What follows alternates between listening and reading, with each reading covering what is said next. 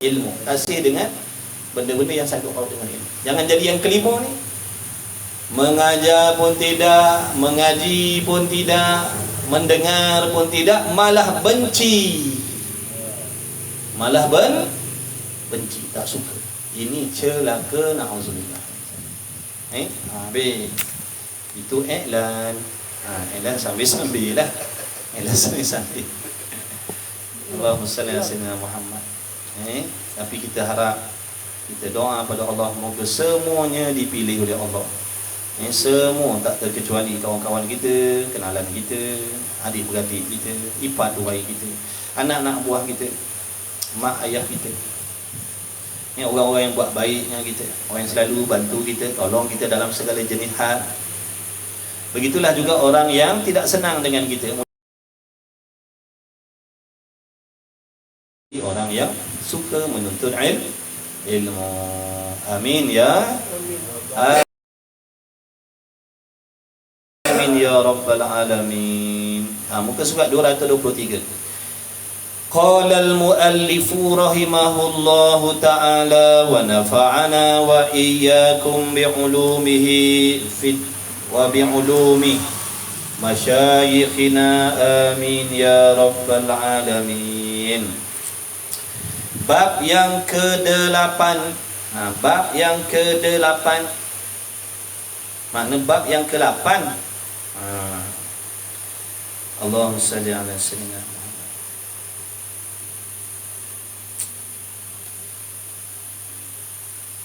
Pada menyatakan kasih akan Allah Subhanahu wa taala. Jadi dalam bab ni musannif rahimahullahu taala nak menerangkan, nak menyatakan apakah yang dikehendaki, yang dimaksudkan dengan kasih akan Allah Subhanahu wa taala.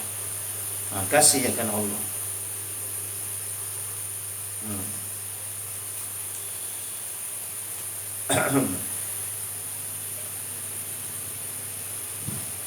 Ketahui olehmu. Ketahui olehmu. Siapa mu ni? Kita lah. Atau orang lain? Kita lah. Mu tu. Jangan halakan kepada orang lain pula.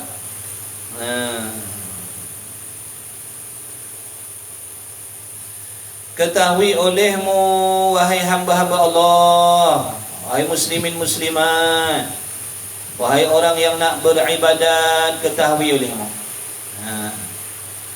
bahawasanya kasih akan Allah Ta'ala itu, bila sebut kasih ni sifat hati, sifat hati, hatinya cenderung, hatinya cenderung kasih. Ada kasih, ada mahabbah, ada kasih. Ketahui olehmu, wahai hamba Allah, wahai orang yang beribadat, wahai mana-mana mereka yang inginkan mendapat maksud dalam ibadat. Nak maksud, nak sampai maksud. Kita beribadat ni ada maksud. Apa makna maksud? Tujuan. Apa tujuan kita beribadat? Apa maksud kita beribadat? Nak redha Allah. Nak Allah suka kita. Nak Allah seronok dengan kita. Nak Allah setuju dengan kita. Nak Allah sayang dengan kita. Atau redha. Baik. Itu maksud. Jadi mana-mana orang yang nak Allah redha dengan ibadat yang dibuat, nak Allah redha, hendaklah kita tahu. Ini di antara perkara yang mesti kita kena tahu. Orang yang beribadat mesti kena tahu bahawasanya berkasih akan Allah Ta'ala itu kelakuan, makna kelakuan hati. Kelakuan mana? Kelakuan hati yang dipuji pada syarak. Pada syarak. Mana syarak hakiki Allah lah. Syarak majazinya Nabi kita Muhammad sallallahu alaihi wa alihi wasallam. Sahibus syar'i, empunya syariat, empunya undang-undang, empunya agama siapa? Allah. Tapi yang mengkhabarkan, yang menceritakan, yang menyampaikan kepada kita perihal agama undang-undang Allah ni siapa? Nabi Muhammad sallallahu alaihi wa alihi wasallam. Maka mana-mana orang yang di dalam hatinya ada sifat kasih akan Allah Ta'ala, sesungguhnya di dalam hatinya telah ada sifat yang dipuji oleh Allah. Maknanya dia dipuji oleh Allah. Bila dalam hatinya ada kasih kan Allah, dipuji, dia dipuji oleh Allah. Dipanggil sifat mahmudah. Sifat mahmudah, sifat yang dipuji, yakni oleh Allah. Lagi pula bukan sekadar dia dipuji oleh Allah, tak kira dia lelaki ke, dia perempuan ke, dia kaya ke, dia miskin ke, dia ada jawatan tinggi ke, dia billionaire ke, dia millionaire ke, dia datuk ke, dia datin ke, dia tan sri ke, dia raja ke, dia sultan ke, dia orang kampung ke, dia suri rumah ke, dia kerja sendiri ke, dia kerja kerajaan ke, dia menganggur ke, tapi dalam hatinya ada kasih kepada Allah, maka dia dikasihi oleh Allah. Meskipun dia ahli maksiat, tapi dalam hatinya ada kasih dengan Allah. Lagi pula pangkat yang tinggi, pangkat yang tinggi di sisi Allah ni ada ke tidak? Sungguh ke tidak ada pangkat di sisi Allah? Sungguh ke tidak ada pangkat darjat di sisi Allah? Sungguh. Kalau tanya sungguh ke tidak, jawabnya sungguh. Kalau tanya ada ke tidak, jawabnya ada ataupun tidak. Tidak. Tadi kita tanya dari sekali. Sungguh ke tidak ada pangkat darjat di sisi Allah untuk hamba-hamba dia? Sungguh. Sungguh. Makna yang namanya pangkat darjat sisi Allah ni benda sungguh-sungguh. Cuma Allah hijab, Allah lindung daripada pandangan mata kepala kita, kerana nak menguji sejauh mana keyakinan di dalam hati kita terhadap apa yang dikhabarkan oleh Rasulullah sallallahu alaihi wa alihi wasallam. Samalah macam dosa.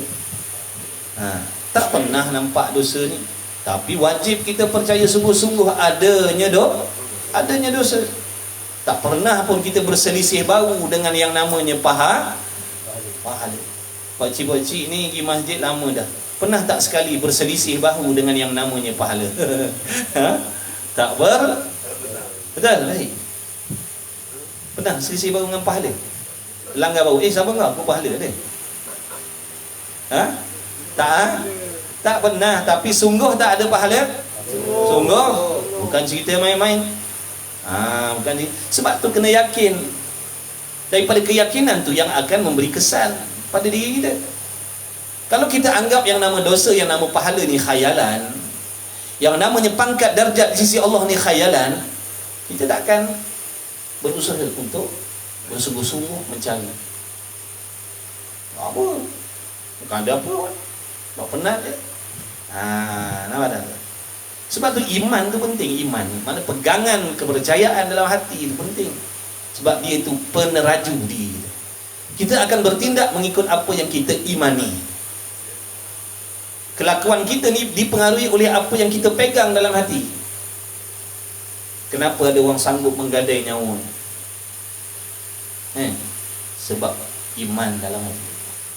Sanggup digadaikan nyawanya. Apa benda ni? Maknanya nyawa ni kan tak boleh beli.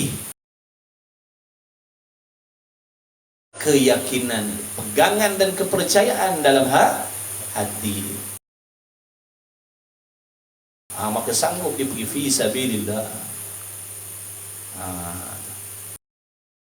Itulah pentingnya keimanan dalam hati.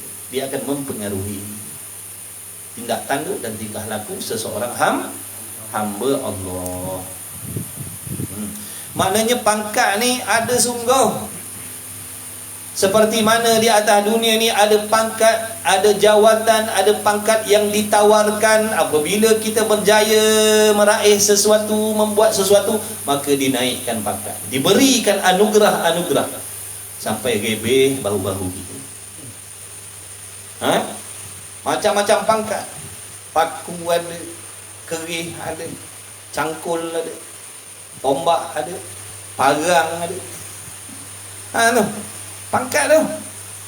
Tak cukup situ, kat sini pula tepek sini, tepek sini, tepek sini, sampai habis tengah belakang.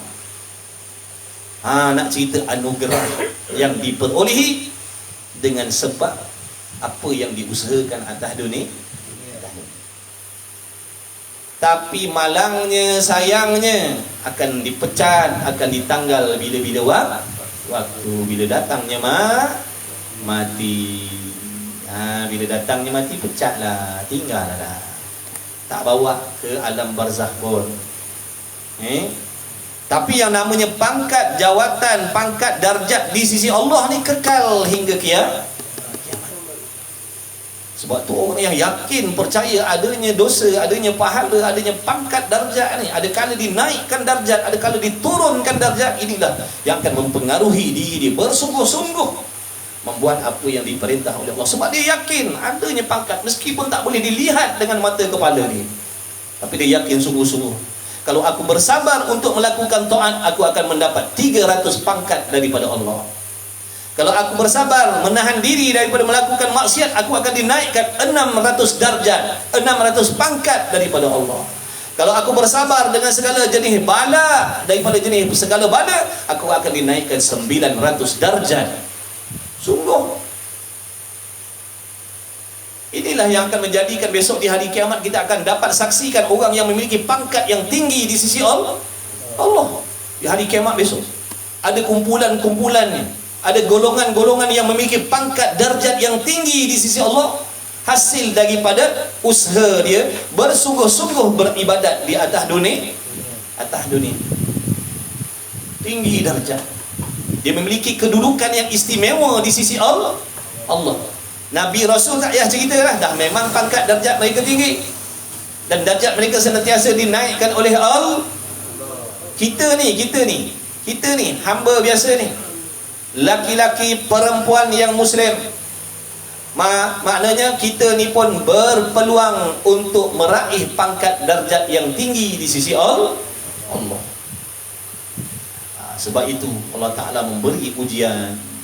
Allah Ta'ala sengaja, ataupun Allah Ta'ala sengaja kehendak menentukan ada pelbagai halangan, rintangan untuk melakukan ibadah, kerana mana-mana mereka yang bersungguh-sungguh bermujahadah, berlawan dengan kehendak hawa nafsunya, berperang dengan syaitan, berperang dengan dunia, berperang dengan makhluk, untuk mentaati perintah Allah inilah menjadi asbab darjatnya dinaikkan oleh Allah. Semakin lama dia begitu, makin tinggi darjat. Nanti di hari kiamat kita akan tengok orang-orang ni mendapat keistimewaan. Kita duduk di tengah panas padang mahsyar, telanjang bogeng, panas yang sangat dahsyat, tapi golongan-golongan ni diteduhkan oleh Allah, duduk di tempat yang aman, selesa, tentera, hatinya tidak ada ketakutan.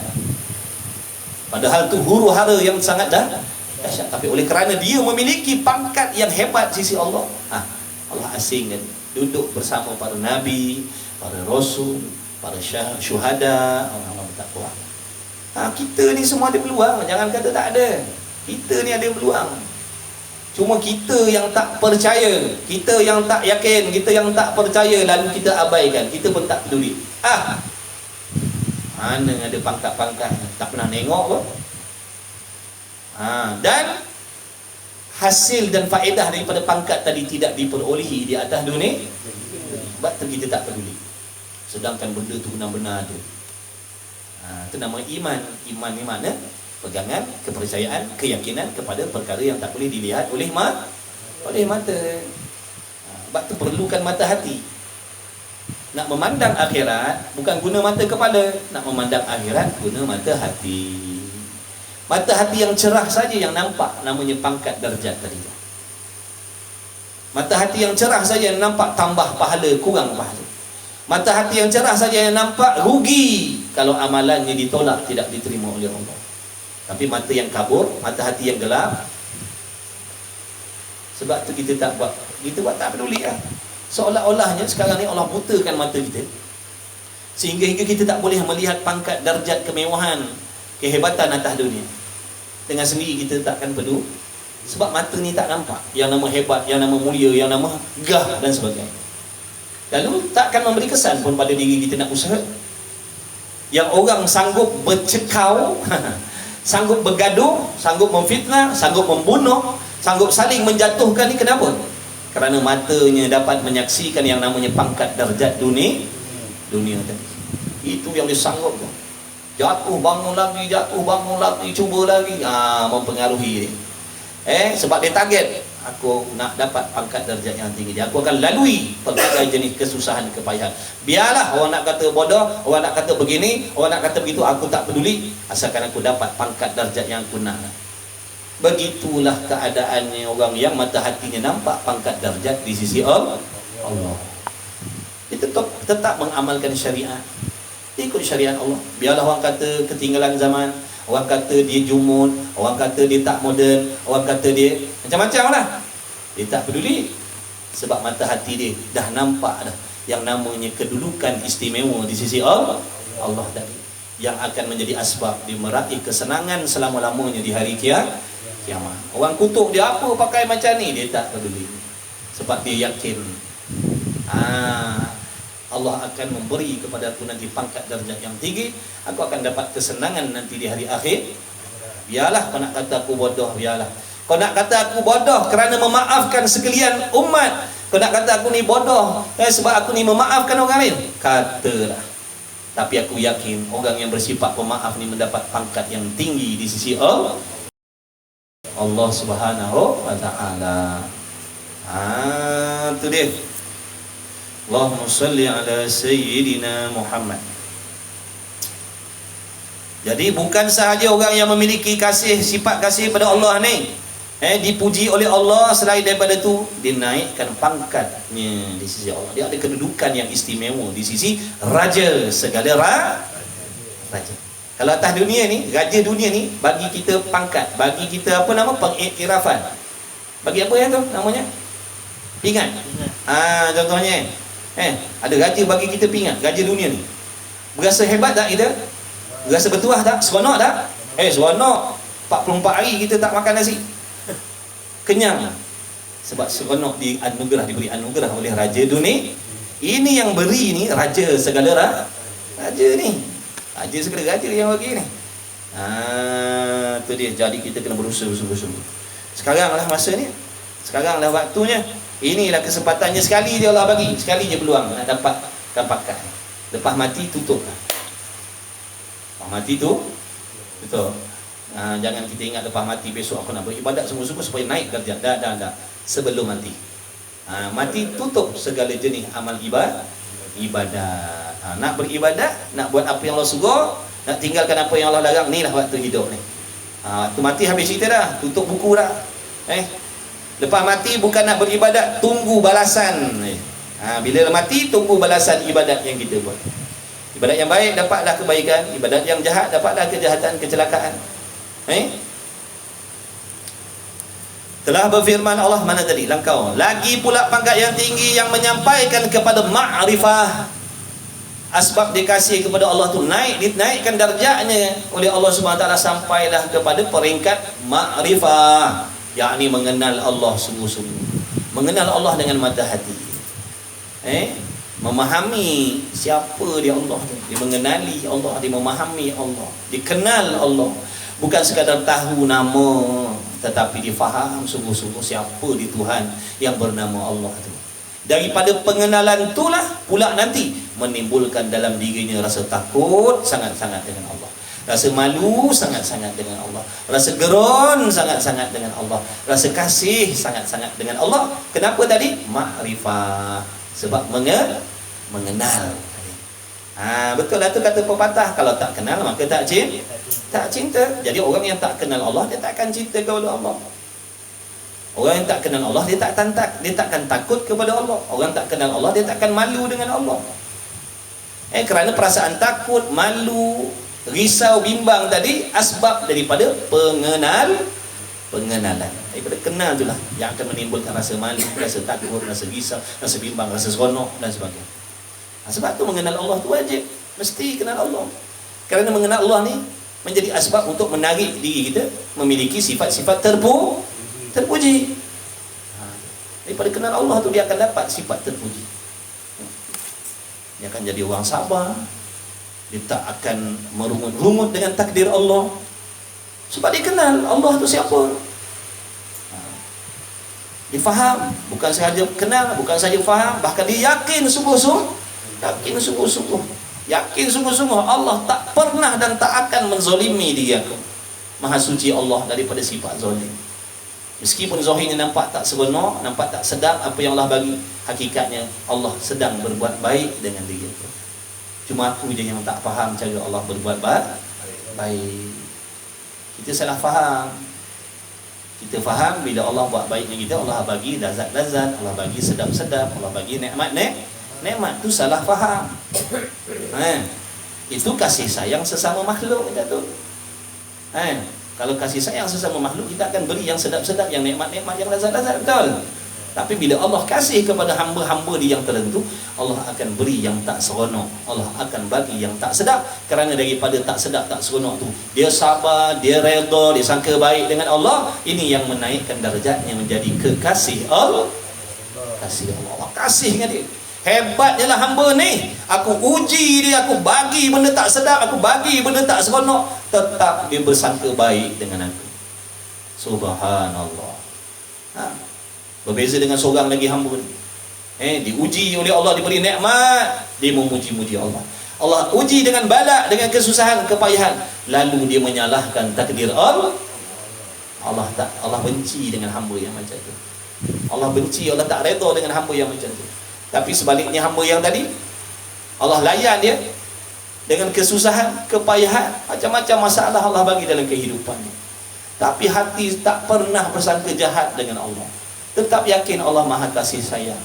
Ada hikmah, ada kebaikan di sebalik kesusahan yang Allah bagi. Allah nak jaga diri aku, maka Allah yang Maha mengetahui diri kita. Allah yang Maha memahami diri kita, betul? Siapa yang lebih memahami diri kita? Kita ke Allah? Siapa yang lebih memahami diri kita? Kita ke Allah? Allah yang lebih memahami. Sebab tu Allah bagi benda-benda tu mengikut apa yang diketahui oleh Allah. Allah tahu yang ni sesuai untuk kita. Ini yang menyelamatkan kita daripada terpesong, daripada tergelincir, daripada tersesat, daripada leka, daripada lupa, daripada lalai. Contohnya Allah tahu seandainya kita ni kalau sihat 24 jam, kita akan lupa kepada Allah. Kita akan jadi leka, kita akan jadi sombong, kita akan salah gunakan kesihatan kita. Maka Allah beri sakit kepada kita. Kerana sakit inilah yang terlebih baik untuk kamu. Kerana dengan asbab sakit ni, hati kamu sentiasa bergantung kepada Allah. Faham baik-baik. Itu orang yang hebat-hebat, orang yang makrifah tu, arif billah tu. Arif billah tu makna orang yang kenal Allah, orang yang kenal sungguh-sungguh, wali-waliullah tu. Hati tak pernah bersangka buruk dengan Allah, meskipun dia duduk dalam kesusahan. Makin hebat ibadatnya, makin dekat perhubungannya dengan Allah. Makin Allah uji dengan ujian yang berat, makin dekat dia dengan Allah. Tak sama macam kita. Makin berat ujian yang Allah bagi, makin kita lucutkan agama. Makin Allah uji dengan kesusahan, makin jauhkan diri dengan Allah. Beza. Kekasih-kekasih Allah tu beza dengan kita. Mereka diuji dengan ujian yang berat, tapi mereka semakin kasih kepada Allah, makin dekat dengan Allah, makin banyak ibadatnya. Kita bila diuji oleh Allah dengan masalah, mulalah kita meninggalkan agama. Yang semayang tinggal semayang, yang tutup aurat dedah aurat, yang tak pernah jamah arak, jamah judi. Konon-kononnya nak protes. Konon-kononnya nak protes, tak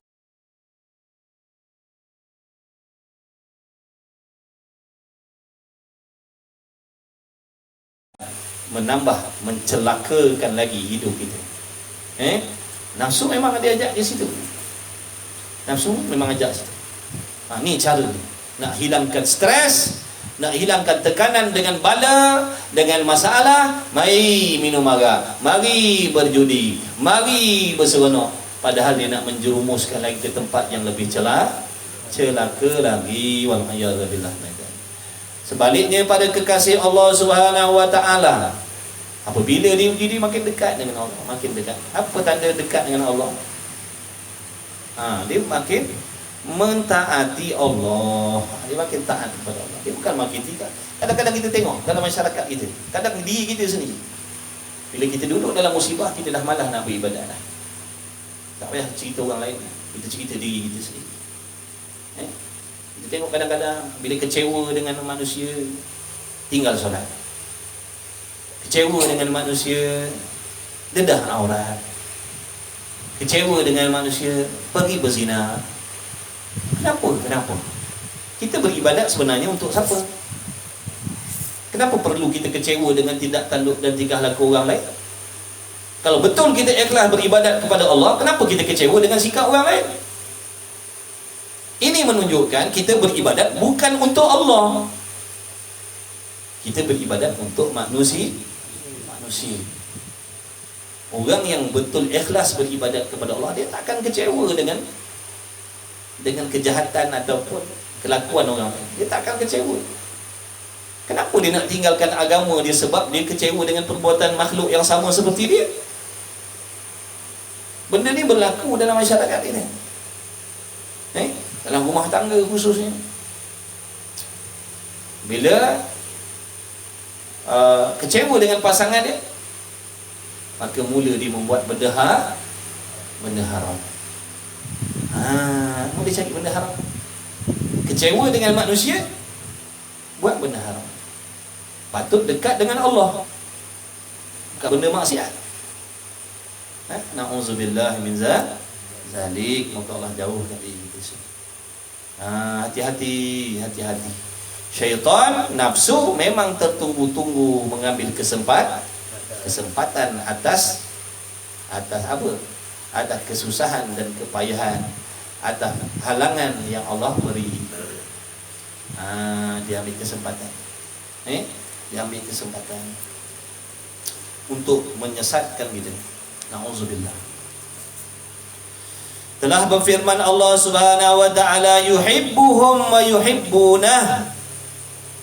Artinya kasih Allah Ta'ala akan mereka itu dan kasih mereka itu akan dia, akan Allah. Mana saling kasih mengasihi. Saling kasih mengasihi. Allah kasih kepada dia, dia kasih kepada Allah. Allah kasih kepada dia, dia pula kasih pada Allah. Saling membalas cinta. Saling membalas cinta. Itulah orang hebat-hebat tu, wali-waliullah. Dia berkasih sayang, bercinta dengan Allah, dia bercinta dengan Allah. Kita cinta dengan makhluk, cinta dengan nafsu, dia cinta dengan Allah. Dan sabda Rasulullah sallallahu alaihi wa alihi wasallam, ahibbullaha lima yarfidukum bih min ni'amihi wa ahibbuni li hubbillahi iyaya. Artinya, arti sabda Rasulullah sallallahu alaihi wa alihi wasallam, kasihi kamu akan Allah Ta'ala. Hendaklah kamu kasih kepada Allah, kata Nabi SAW, pada umatnya, pada kita lah, kita semua ni lah. Tak kisah ni yang taat, yang maksiat, Nabi seru semua. Hendaklah kamu sekalian kasih akan Allah. Mesti kamu ni semua kena kasih dengan Allah. Kita ni semua, baik lelaki, baik perempuan, baik tua, baik muda, baik rajin, baik rakyat, siapa pun, hendaklah kamu kasih kepada Allah Ta'ala, kerana barang yang memberi nikmat ia Allah akan kamu. Itu di antara sebab kenapa wajib kasih kepada Allah, kerana Allah telah banyak memberi pelbagai nikmat. Sebab tu kena kasih Allah. Sebab Allah bagi nikmat tak kira dengan kita.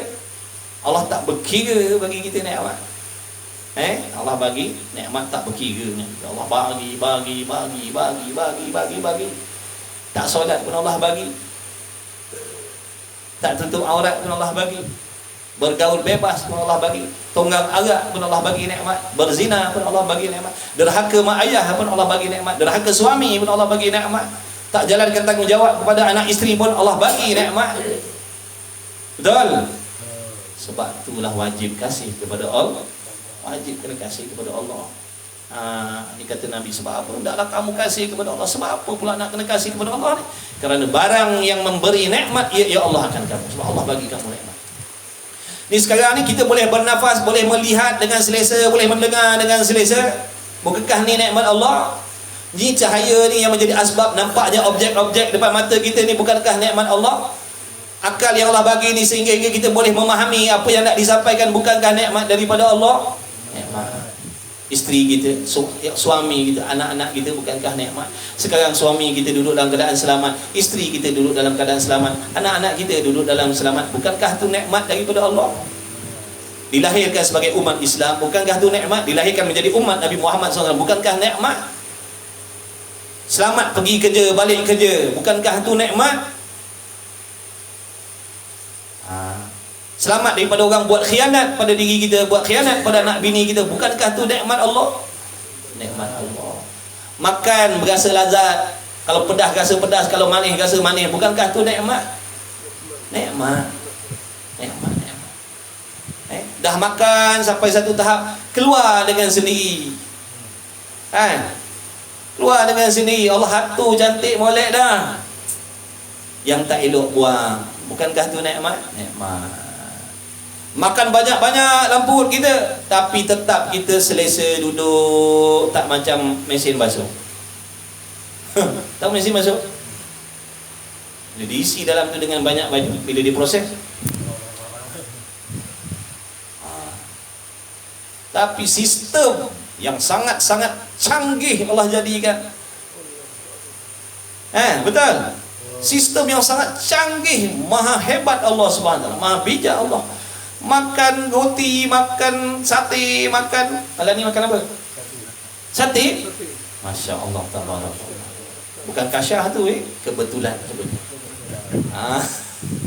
Makan sate, alhamdulillah sate, alhamdulillah. Tuhan.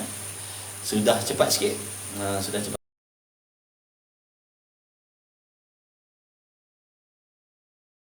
sikit sebab sate. Kalau nak kira lidi berapa batang Makan sate, makan macam-macam. Makin lena kita tidur. Cuba kita bayangkan makin banyak makanan yang duduk dalam perut kita ni. Perut kita ni jadi macam mesin basuh tu, goyang-goyang. Macam mana kita nak tidur? Pergi kuliah macam ni. Pasal Ustaz, berubah makan. Baru keluar makan ni tengah proses. Makan dia. Dah settle dah. Nak spin pula dah. Hebat tak nikmat Allah? Hebat. Allah maha hebat. Maha hebat. Subhanallah, maha suci Allah. Kadang kita tak perasan benda tu, betapa besarnya nikmat Allah atas diri kita. Kalau makan tadi menyebabkan diri kita jadi tak stabil, macam mesin basuh kaki susah kita. Lubang hidung kita mujung ngadap ke bawah. Kalau kata kena musim hujan, siap bertakung air. Kalau lubang hidung kita ngadap ke atas, betul? Nanti Allah jadi lubang hidung kita ke bawah. Duduk dalam hujan pun dia tak masuk. Tapi kalau lubang hidung tadah ke langit, tak kenaya kita, tak kesusah kita. Tak nampak ke tu pertolongan Allah pada diri kita? Sebab itulah kata Nabi SAW, kena kasih kepada Allah. Kena kasih kepada Allah, kena kasih, kena sayang Allah. Sebab Allah sangat-sangat sayang kita. Jangan sombong. Jangan sombong. Allah sangat kasih kepada kita. Di antara mana lagi sifat kasih sayang Allah atas kita? Allah tak cabut nyawa kita sekarang dalam keadaan kita masih banyak dosa. Apa jadi seandainya Allah cabut nyawa kita petang tadi ataupun malam tadi dalam keadaan kita tak bertaubat lagi kepada Allah, dalam keadaan hati kita masih penuh hasad, dengki, dendam dengan orang? Macam mana nasib kita sekarang ni di alam barzakh seandainya malam tadi Allah cabut nyawa kita? Dalam keadaan banyak lagi manusia yang kita tak maafkan, dalam keadaan banyak lagi manusia yang kita dendam, yang kita dengki. Macam mana nasib kita berada di alam barzakh sekarang? Dah tentu sedang diazab oleh Allah. Allah bagi kita hidup lagi. Allah suruh baiki. Sudah-sudahlah, baikilah. Ingat saya pesan Tuan Guru Haji Abdul Wahid, Dia kata yang sudah tu sudahlah, kata. Tuan Guru Haji Wahid ni dikhabarkan, saya sempat jumpa tapi waktu saya kecil lagi. Dia jadi waktu saya darjah 1 ke, tapi sempatlah dapat salam dia. Mudah-mudahan ini di antara keberkahan, insya-Allah. Nasihat dia orang dikhabarkan dia ni orang yang lemah lembut. Cakap lemah lembut tu kata. Dia kata yang sudah tu sudahlah. Yang sudah tu sudahlah. Dosa-dosa kita, maksiat-maksiat kita yang lalu tu, yang sudahlah. Buat yang baru. Allah Taala Maha Pengampun. Allah Maha Pengampun. Allah Maha Pengampun. Allah Maha Pengampun. Yang sudah tu sudahlah. Buka buku baru. Buka buku baru. Allah pasti akan terima kita. Pasti Allah akan terima. Siapa pun yang jujur, yang ikhlas hatinya menghadap Allah, mengaku hina di hadapan Allah, mengaku kelemahannya serta harap pertolongan daripada Allah, Allah terima dia. Siapa pun dia. Meskipun dia berzina setiap hari, minum arak, mandi arak setiap hari, bila dia taubat kepada Allah sungguh-sungguh mengikut syarat dan rukun, Allah terima dia. Jadilah dia seperti bayi yang baru dilahirkan, tak ada dosa. Kalau dulu dia musuh Allah, sekarang dia kekasih Allah. Batu rugi kalau kita tak nak kembali kepada Allah. Bila lagi? Allah dah bagi kita rasa puas dah. Macam-macam Allah dah bagi kita rasa. Buat maksiat tu dah pernah, betul? Nak kata berdengki dah pernah berdengki, nak kena berdendam dah pernah berdendam, mengumpat dah pernah mengumpat. Jadi macam-macam dah kita rasa. Sudahlah, taubatlah kepada Allah. Dulu kita lama dah puluh tahun tak duduk dalam majlis ilmu. Sudahlah. Sekarang mari duduk dalam majlis ilmu. Mari belajar agama.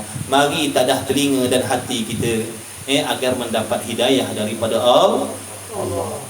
Sebab kita ni nak mati dah.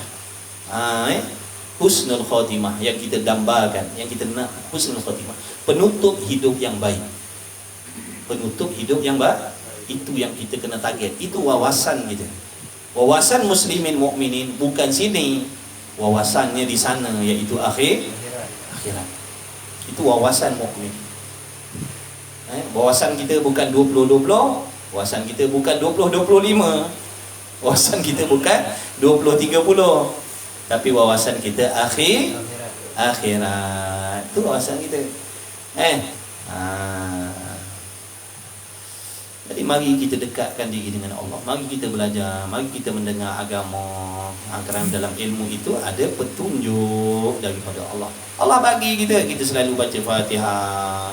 Bimbinglah aku ya Allah ke jalan yang lurus. Ni Allah panggil kita. Dah kita minta Allah panggil. Dah kita minta selalu Allah panggil. Selalu kita minta, ya Allah ihdinas siratal mustaqim, ya Allah bimbinglah aku jalan yang lurus. Bimbinglah aku jalan yang lurus. Seperti mana kau bimbing para nabi, para rasul, seperti mana nikmat yang kau beri kepada mereka tu, aku nak juga macam tu ya Allah. Allah terima, Allah kabul, lalu Allah panggil.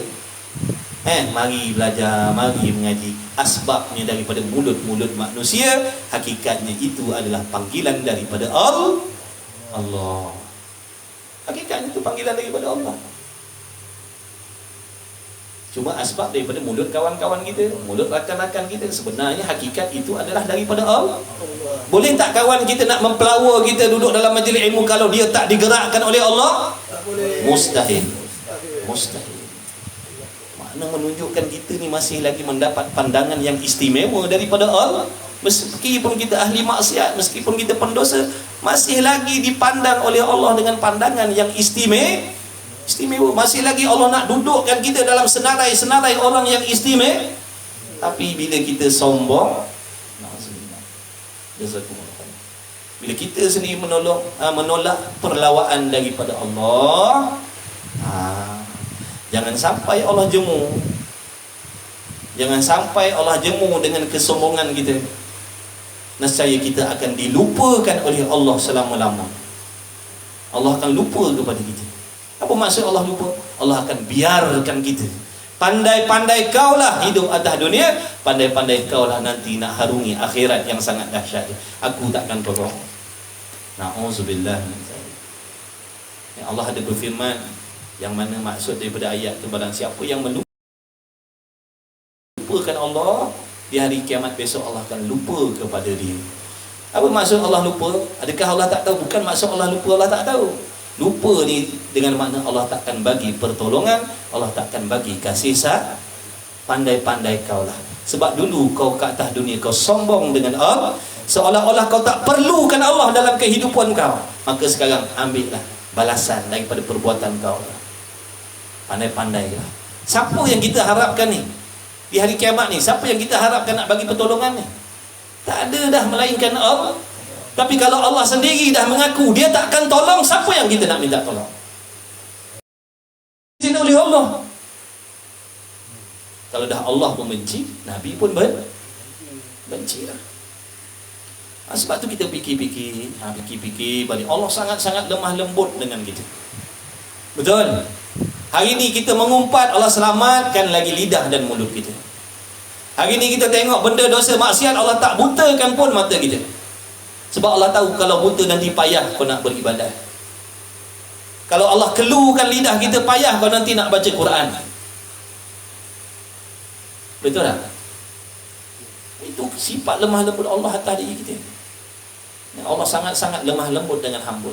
Ya latifun bi'ibadihi. Wahai Tuhan yang sangat maha lembut, maha lemah lembut dengan hamba dia. Kita lawan Allah, Allah balas dengan kebaikan. Kita engkar dengan Allah,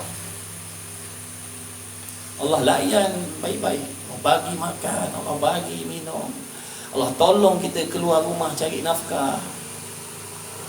Betul? Padahal kita lawan Allah ni. Allah suruh semayang, kita tak peduli ni. Allah suruh tutup aurat, kita tak peduli ni.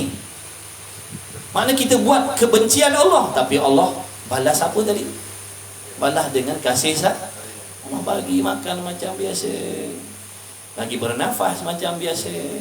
Subhanallah. Hebatnya kasih sayang Allah.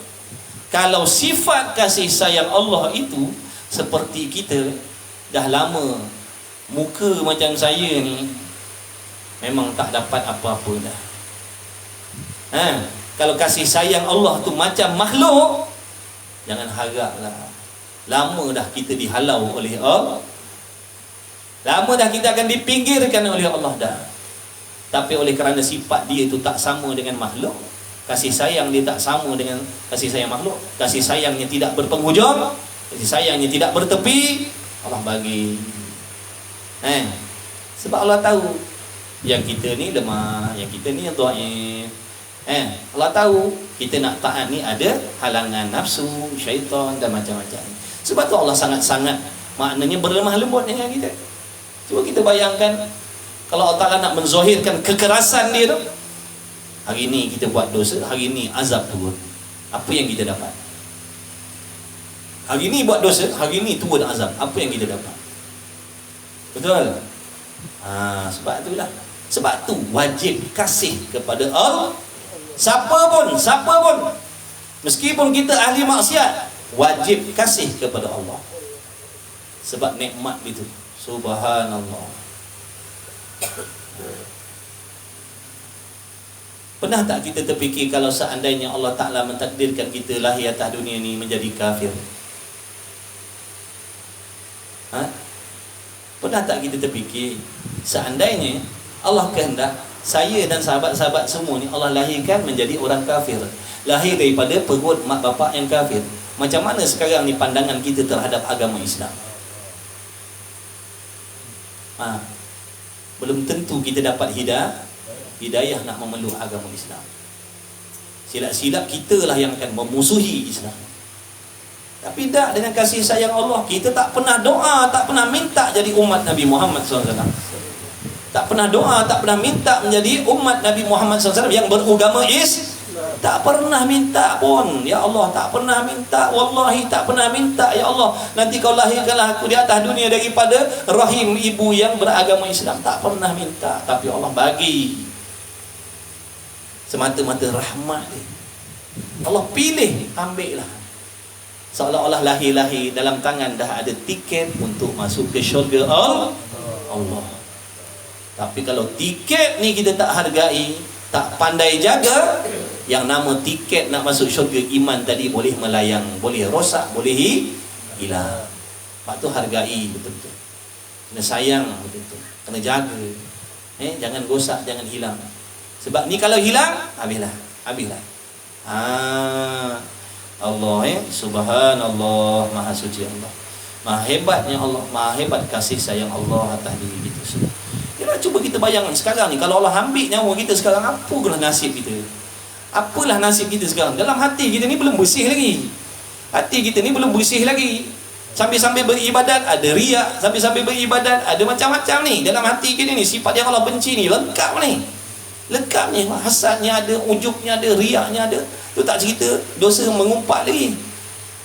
Mata tengok benda haram, telinga dengar benda haram, tangan capai benda haram, kaki melangkah ke tempat yang haram ataupun melangkah dengan niat yang haram. Tu tak cerita lagi. Kalau Allah sentap nyawa kita hari ni tadi, apa nasib kita? Bukankah dah tentu kita akan diazab oleh Allah? Pasti, sebab tu janji Allah. Allah tak mungkin janji. Apa yang Allah janji, baik ataupun buruk, tetap ditunaikan oleh Allah. Maka jangan kita mengambil kesempatan di atas lemah lembut Allah ni untuk berterus-terusan melakukan dosa dan maksiat. Sebab kita ni pasti mati. Cepat-cepat kembali kepada Allah. Malam ni kena doa dah. Dalam hati kita sekarang ni dah kena hadirkan, ya Allah, aku nak taubat, ya Allah, aku nak kembali, ya Allah, aku nak hijrah. Sekarang ni kalau tak ada, hadirkan, ya Allah, aku nak jadi orang baik, tolonglah aku, ya Allah, bimbinglah aku, tolonglah aku lemah, aku dhaif, aku tak kuasa, ya Allah, tolonglah selamatkan aku, ya Allah. Kena hadirkan begitu. Insya-Allah Allah dengar, Allah tahu tu hati kita tu. Kalau dulu tak ada keinginan, timbulkan keinginan tu.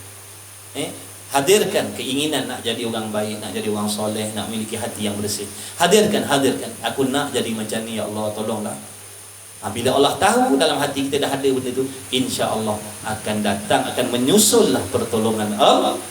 Allah tahu dah dia nak beri nak ni, Allah akan tolong. Tapi orang yang tak sudi, Allah takkan bagi. Kenapa Allah nak bagi kepada orang yang tak sudi? Allah tahu dia tak sudi nak jadi baik. Allah tahu dia tak sudi nak jadi orang yang memiliki hati yang bersih. Allah tahu dia tak sudi nak jadi pemaaf. Sebab tu Allah tak dorong situ. Tapi kalau orang Allah dah tahu, Allah tolong. Bila datang pertolongan Allah, seberat mana pun jadi mudah.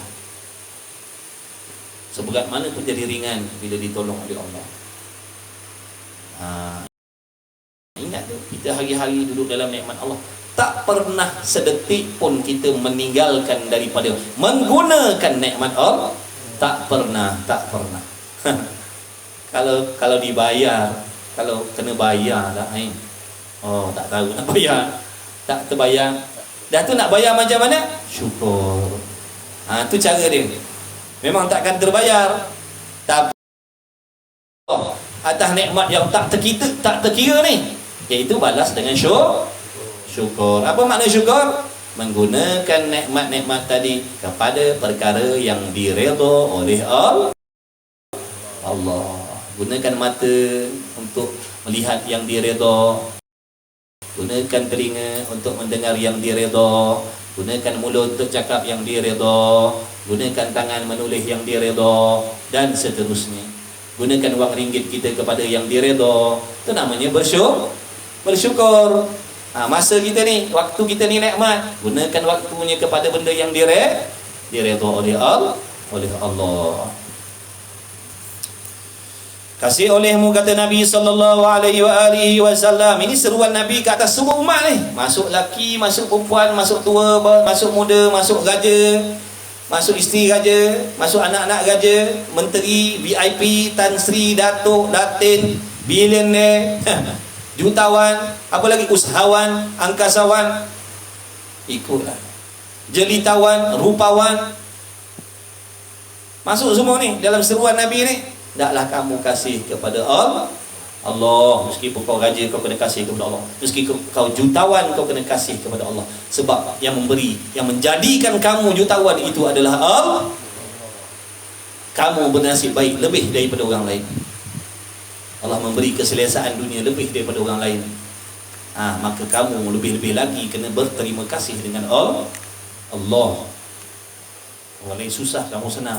Orang lain sempit, kamu lapang.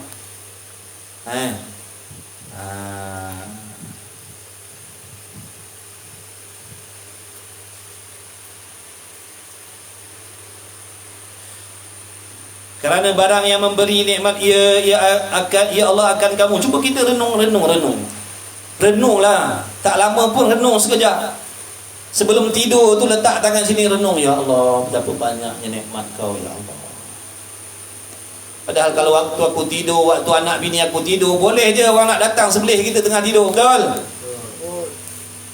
Dalam keadaan tak sedar tu boleh je orang nak datang sebelah leher kita, leher anak bini kita, boleh. Tapi dah Allah jaga kita. Allah jaga kita. Allah jaga kita, bukan main-main baik, Allah jaga kita. Kalau tak nampak juga tak tahulah. Kalau tak nampak juga, tak sedar juga betapa banyak kita guna nikmat Allah ni, tak tahulah. Tak tahu nak cakap apa. Memang mata hati kita dah ditutup terus oleh Allah. Na'udzubillah min zalik. Kasih oleh kamu akan Allah Ta'ala. Allah bagi kita isteri, Allah bagi kita suami, Allah bagi kita anak-anak. Itu semua nikmat Allah tu, pertolongan Allah tu. Kerana barang yang memberi nikmat Allah Ta'ala akan kamu dengan dia daripada segala nikmatnya Allah, dan kasih oleh kamu akan daku, kata Nabi SAW. Kerana kasih Allah Ta'ala akan daku. Tadi Nabi pesan, naklah kamu kasih kepada Allah. Sebab apa nak kena kasih kepada Allah? Sebab Allah memberi pelbagai jenis nikmat yang tak terkira, yang tak terhitung. Dan kata Nabi SAW, hendaklah kamu kasih kepada aku. Kau kena kasih kepada aku, kata Nabi SAW. Kenapa pula nak kena kasih kepada kamu, wahai Rasulullah sallallahu alaihi wasallam? Kerana Allah kasih kepada aku. Kerana Allah kasih kepada aku, maka kamu umat kena kasih juga kepada aku. Takkan Allah kasih, dia sebagai Tuhan, dia kasih kepada aku, kau sebagai umat, kau sebagai hamba pula tak nak kasih kepada Rasulullah sallallahu alaihi wasallam. Adakah pangkat kita lebih hebat daripada pangkat ketuhanan? Kalau dah Allah kasih kepada Rasul, kita yang bukan Tuhan, kita yang hamba ni, lebih-lebih lagi lah kena kasih kepada Rasulullah sallallahu alaihi wa alihi wasallam. Ini orang nama adat percintaan. Adat percintaan dia macam itulah. Apa yang dikasihi oleh kekasih kita, maka kita pun kena kasih kepada dia. Itu adat percintaan. Kalau kita mendakwa kita kasih kepada Allah, kita juga kena kasih kepada perkara-perkara yang dikasihi oleh Allah. Kalau kita mengaku kita kasih kepada Allah, kita kena kasih juga kepada orang-orang yang Allah kasih. Siapa dia? Para Nabi, para Rasul, para pewaris-pewaris Nabi, iaitu alim ulama yang soleh, yang bertakwa, yang betul akidahnya, yang betul syariatnya. Allah kasih kepada mereka, maka kita pun mesti kasih kepada alim ulama. Khususnya keturunan junjungan besar Nabi kita Muhammad sallallahu alaihi wasallam. Kita kena kasih. Jadi dusta, makna cinta kita dusta, bohong kalau seandainya kita mengaku kita kasih kepada Allah tapi benci dengan keturunan Nabi Muhammad sallallahu alaihi wasallam. Betul? Jadi orang yang benci kepada keturunan Rasul sallallahu alaihi wasallam, orang yang benci kepada alim ulama yang soleh, yang warak, yang bertakwa, dia bukan orang yang kasih kepada Allah. Dia bukan orang yang kasih kepada Allah. Sebab dalam adab percintaan, apa yang dikasih oleh Allah, maka kita pun kena kasih. Itu baru betul. Itu baru kata cinta kepada Allah. Itu baru kata kasih kepada Allah. Apa yang Allah kasih, kita kasih. Dan apa yang Allah benci, kita benci. Allahumma salli ala sayyidina Muhammad. Kemudian, dan bahwasanya kasih akan Allah Ta'ala itu berlebih kurang. Apa maksud berlebih kurang ni? Kerana firman Allah Ta'ala, walladzina amanu asyaddu hubban lillah. Dan bermula mereka yang beriman, mereka itu yakni kepada Allah lebih bersangatan kasih akan Allah. Makna kasih kepada Allah tu berbeza. Ada yang sangat-sangat kasih kepada Allah, ada yang tak berapa nak kasih dengan Allah, ada kadang-kadang kasih kepada Allah. Mana berlebih kuat. Orang yang makin mengenal Allah makin hebat kasihnya kepada Allah. Orang yang tak kenal Allah dia takkan kasih kepada Allah. Dan bahawasanya umat telah ijma' atas bahawa kasih akan Allah Ta'ala dan Rasulnya itu hukumnya fardu. Kasih kepada Allah ni fardu, sama macam solat. Mesti, wajib kena kasih kepada Allah. Kasih kepada Allah ni bukan sunat. Dan telah menjadikan oleh Rasulullah sallallahu alaihi wasallam akan kasih akan Allah Ta'ala itu daripada syarat iman, daripada beberapa hadis Nabi sallallahu alaihi wasallam. Kerana bersembah Abu Razin Al-Aqli, "Hei Rasulullah, wahai Rasulullah SAW, apakah iman? Iman itu apa ya Rasulullah?" Bersabda ia Nabi SAW, "Adalah Allah Ta'ala dan Rasulnya lebih dikasihi kepada engkau daripada barang yang lain daripada keduanya." Maknanya kasih cinta kepada Allah itu melebihi segala-galanya. Kita kata kita sayang kepada bini kita, tapi kalau nak banding kasih kepada Allah dan Rasul lebih daripada itu lagi. Kalau isteri dia mendakwa dia kasih kepada suami dia, tapi kasih dia kepada Allah dan Rasul melebihi kasihnya kepada suami. Dia mendakwa dia sebagai ibu, dia kasih kepada anak-anak dia. Dia kena kasih kepada Allah dan Rasul lebih daripada dia kasih kepada anak-anak. Kenapa tu? Kenapa tu? Nak tahu tak kasih dia? Apabila seseorang itu meletakkan kasih yang hebat kepada Allah melebihi segala-galanya, dengan sendiri dia akan berbuat baik kepada yang lain. Betul? Kalau di suami, seorang suami yang kasih kepada Allah, bila dikasih kepada Allah, sudah tentu dia akan taat patuh perintah Allah. Di antara perintah Allah apa? Jangan menzalimi isteri, jangan menzalimi anak-anak, jangan tidak diberi nafkah. Betul? Jangan dibiarkan tanpa perlindungan. Mana dengan sendiri dia akan menjadi suami yang sangat baik. Dengan sendiri dia akan jadi suami yang sangat baik. Sebab apa? Dia cinta kepada Allah. Sebab dia cinta kepada Allah yang menjadikan dia suami yang sangat baik. Mana buktinya? Nabi Muhammad sallallahu alaihi wasallam maknanya hamba, makhluk yang sangat-sangat yang terpaling kasih kepada Allah. Tengok bagaimana Nabi SAW melayan isteri dan anak-anak dia. Macam mana Nabi SAW melayan para sahabat dia. Macam mana Nabi melayani musuh-musuh dia. Kenapa sampai macam tu sekali? Kerana dia kasih kepada Allah. Dengan sendiri dia akan memiliki sifat-sifat terpuji, kerana itu diperintah oleh kekasihnya, iaitu Allah. Kalau dia isteri yang kasih kepada Allah, dia akan taat pada suami dia. Dia akan jaga aurat dia, dia akan jaga maruah dia, dia akan jaga pergaulan dia. Dia akan bersihkan hati dia. Sebab apa? Sebab dia kasih kepada Allah. Dia mentaati suami bukan dengan sebab suami, tapi kerana Allah. Dia berkhidmat pagi petang siang malam dalam rumah tangga bukan kerana suami, tapi kerana Allah, kekasih dia. Kekasih si isteri tadi, kekasih hakiki dia, iaitu Allah.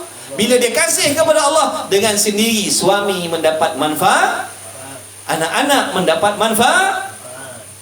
Betul tidak?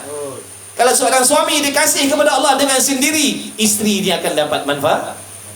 Dia tak akan menzalimi, dia takkan maki hamun isteri dia. Dia takkan sepak terajang anak bini dia. Betul? Sebab benda itu dibenci oleh kekasihnya, iaitu Allah. Dia tak akan menzalimi jiran tetangga, dia tak akan menyakiti hati sesama muslim. Sebab dia kasih kepada Allah. Dia tak nak buat benda yang dibenci oleh kekasih dia. Betul? Itulah hebatnya kasih kepada Allah tu. Sebab tu dia kata, hendaklah kasih kepada Allah dan Rasul itu lebih daripada kau kasih yang lainnya. Tapi kalau kau kasih kepada suami ataupun kau kasih kepada isteri melebihi kasih kau kepada Allah, kau akan tinggalkan syariat Allah kerana nak memenangi hati manusia. Kau akan tinggalkan syariat Allah kerana nak menjaga hati manusia. Nampak tak? Dengan sendiri kita akan zalim.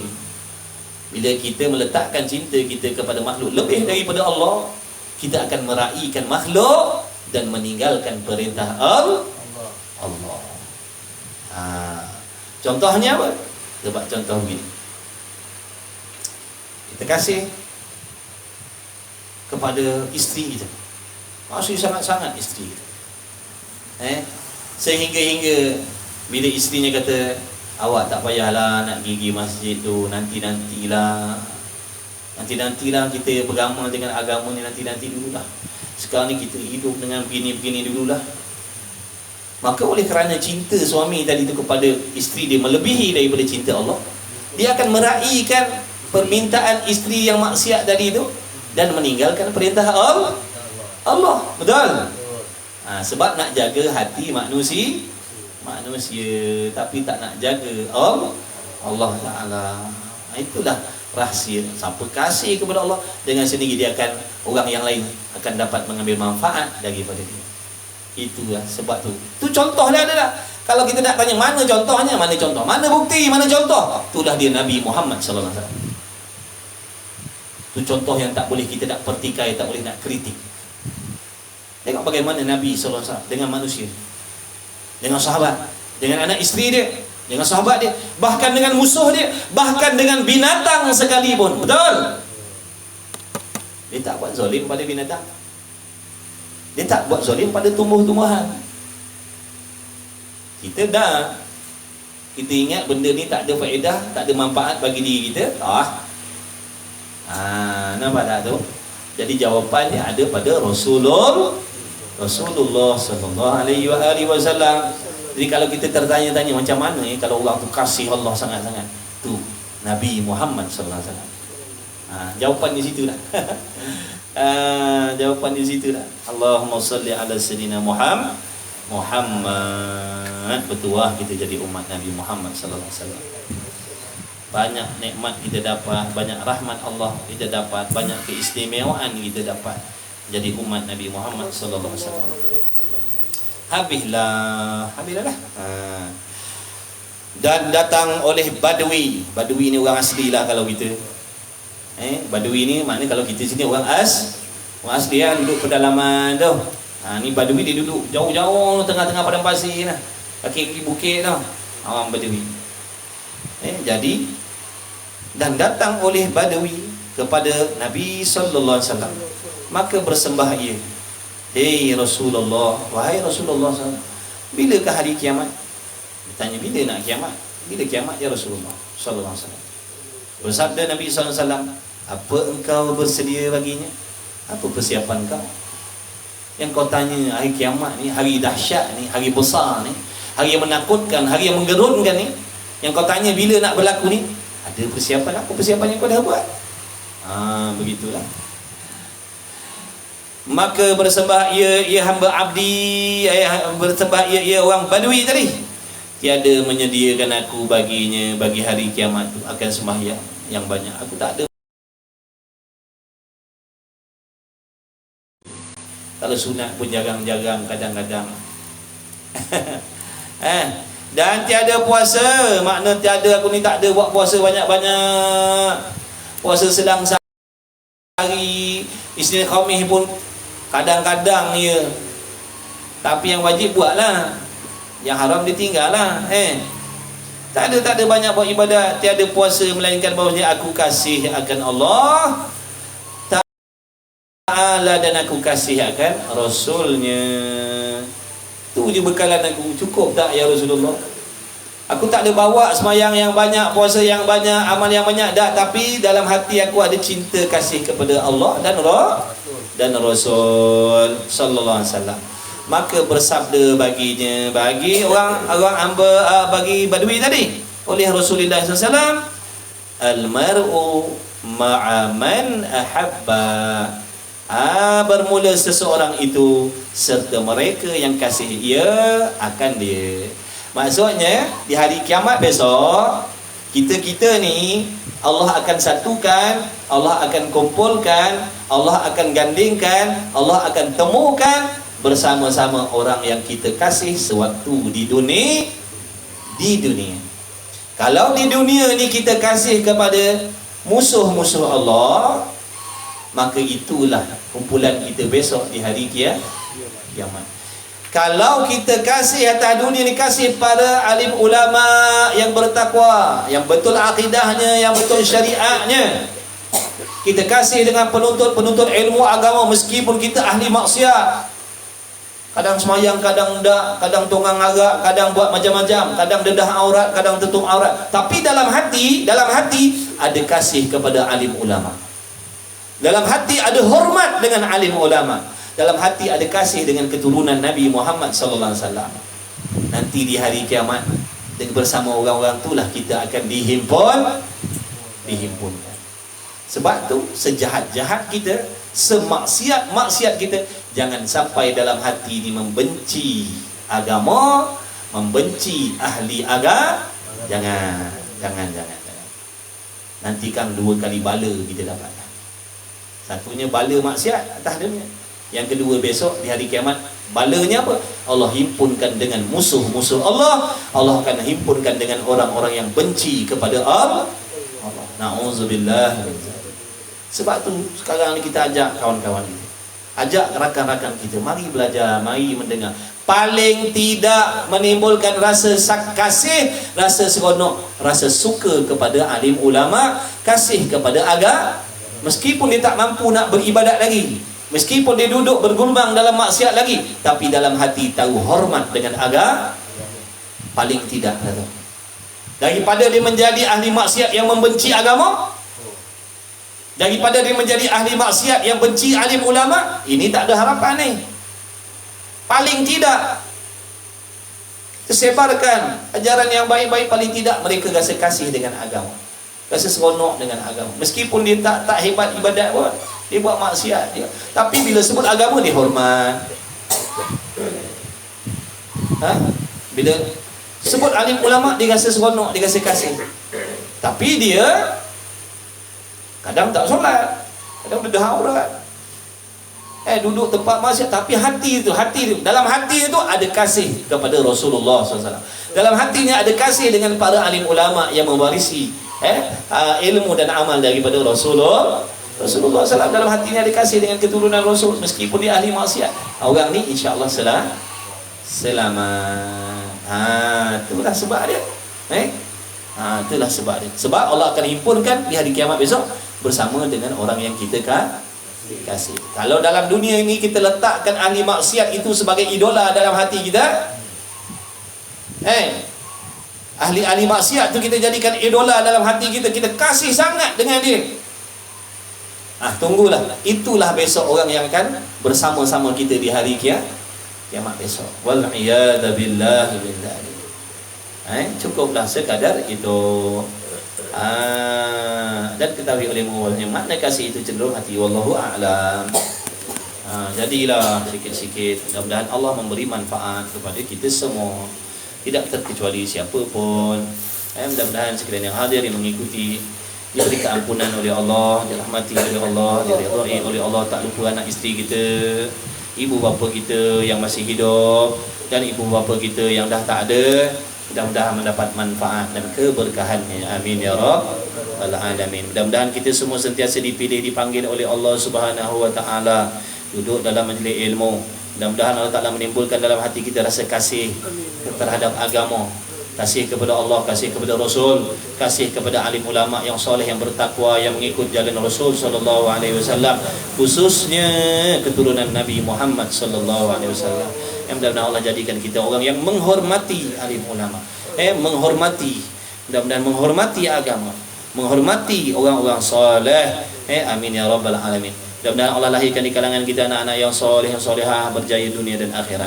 Mudah-mudahan Allah Ta'ala selamatkan diri kita, anak isteri kita, keturunan kita daripada terpesona, terpengaruh, terpedaya, terikut dengan pahaman-pahaman yang merosakkan syariat, yang merosakkan agama. Mudah-mudahan semuanya, mudah-mudahan kita doa ya Allah dengan berkat majlis ilmu, dengan berkat Nabi Muhammad sallallahu alaihi wasallam, bukakan hati-hati kami ini ya Allah terhadap dengan kebaikan. Timbulkan rasa benci ya Allah dalam hati kami terhadap sebarang jenis kemaksiatan zahir dan batin. Mudah-mudahan Allah Ta'ala memberi taufik kepada kita dalam usaha kita untuk memperbaiki perhubungan kita dengan Allah Subhanahu Wa Taala. Mudah-mudahan Allah Taala dekatkan, Allah datangkan kepada kita orang-orang yang boleh menyelamatkan agama kita, menyelamatkan iman dan Islam kita. Mudah-mudahan Allah hadirkan pada kita kawan-kawan sahabat-sahabat yang kasih kita kepada Allah, yang kasih kepada kita kerana Allah Subhanahu Wa Taala. Insya-Allah jangan putus asa daripada rahmat Allah. Jangan putus asa untuk berusaha bersungguh-sungguh memperbaiki, mencantikkan kesudahan hidup kita. Seburuk mana pun, segelap mana pun masa silam kita, itu tidak akan menjadi ukuran. Tapi yang menjadi ukuran adalah penutup hidup kita nanti. Mudah-mudahan kita semuanya yang hadir ni, yang mengikuti ni majlis ilmu ni, tak lupa yang singgah, yang tak sengaja singgah, yang tersinggah, yang dah keluar dah, tak pedulilah.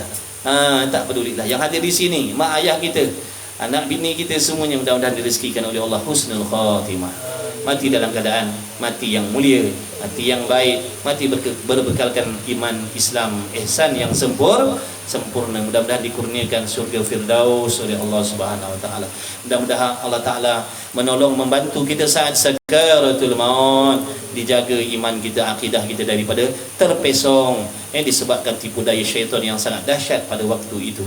Mudah-mudahan Allah selamatkan kita di dalam alam barzah. Mudah-mudahan diluaskan nanti alam barzah kita saujana mata memandang. Untuk kita, anak isteri kita, ibu bapa kita, semuanya tak terkecuali. Mudah-mudahan dibangkitkan kita nanti di hari kiamat bersama-sama orang-orang yang dikasihi oleh Allah Subhanahu Wa Taala. Mudah-mudahan Allah Taala pilih kita semua menjadi umat Nabi Muhammad SAW yang diberi peluang untuk mendapat syafaat Nabi Muhammad sallallahu alaihi wasallam. Mudah-mudahan diberatkan timbangan neraca amal ibadah kita. Mudah-mudahan diselamatkan kaki kita daripada tergelincir daripada jambatan sirat yang di bawahnya ada neraka Allah. Mudah-mudahan dipermudahkan perjalanan kita untuk menuju ke syurga Allah. Mudah-mudahan diringankan, dimudahkan hisab kita nanti di hari kiamat dengan keberkatan junjungan besar Nabi kita Muhammad sallallahu alaihi wa alihi wasallam. Amin ya rabbal alamin. Bismillahirrahmanirrahim. Alhamdulillahirabbil alamin. Wassalatu wassalamu ala Rasulillah. Allahumma rabbana fa'na bima 'allamtana, rabbana 'allimna alladhi ma yanfa'una, rabbana faqih ahlana wa qarabati lana fi dinina ma ahli kutri untha wa dhakar. Allahumma khalisna mimma ana fihi khalasan jamila. Allahumma ighfir lana ma qaddamna wa ma akharna wa ma asrarna wa ma a'lanna wa ma asrafna wa ma anta a'lamu bihi minna, antal muqaddim wa antal muakhir, la ilaha illa anta subhanaka inna kunna minadh dhalimin. Rabbana zalamna anfusana wa illam taghfir lana wa tarhamna lanakunanna minal khasirin. Rabbana hab lana min azwajina wa dhurriyyatina qurrata a'yunin waj'alna lil muttaqina imama. Allahumma ya muhawwil al ahwal, hawwil ahwalana ya Allah ila ahsanil hal. Allahumma a'inna ala dhikrika wa syukrika wa husni ibadatik. Rabbana la tuzigh qulubana ba'da idh hadaytana wa hab lana min ladunka rahmatan innaka antal wahhab. Allahumma waffiqna ya Allah li ta'atika wa tarkil ma'asi zahira wa batina wa tammim taqsirana wa taqabbal a'malana bi rahmatika ya arhamar rahimin. Innaka ala kulli syai'in qadir wa la haula wa la quwwata illa billahil 'aliyyil 'azim. Wa sallallahu ala sayyidina Muhammadin nabiyil ummi wa ala alihi wa sahbihi wa barik wa sallam. Walhamdulillahirabbil alamin. Taqabbalallahu minni wa minkum. Alhamdulillah.